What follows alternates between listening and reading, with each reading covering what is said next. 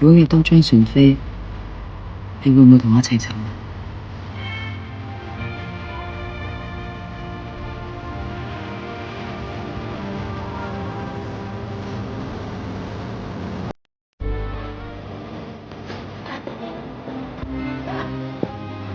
如果嗰晚冇撞到，我仲會見翻呢個人。之後都唔會有人聯繫啲仔。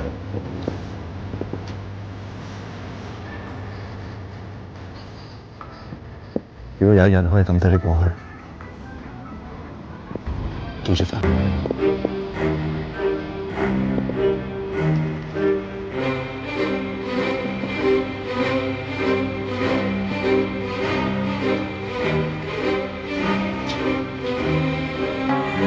聽人講呢個世界有種雀仔冇腳，只可以一直咁飛啊飛，飛到攰嗰陣就喺啲風入邊瞓覺。呢種雀仔一世只可以落地一次，好似就係佢死嘅時候。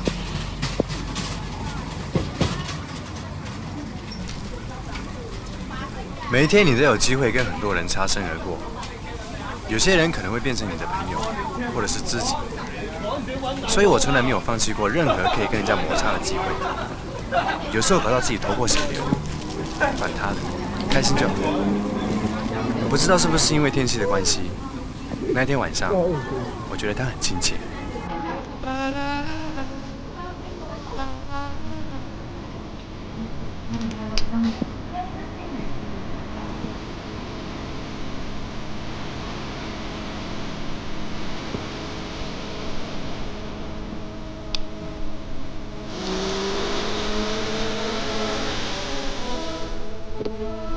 走嘅時候，我叫送我返屋企。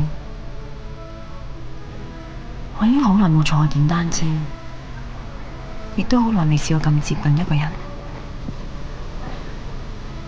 我知條路唔係好遠，好快我會落車。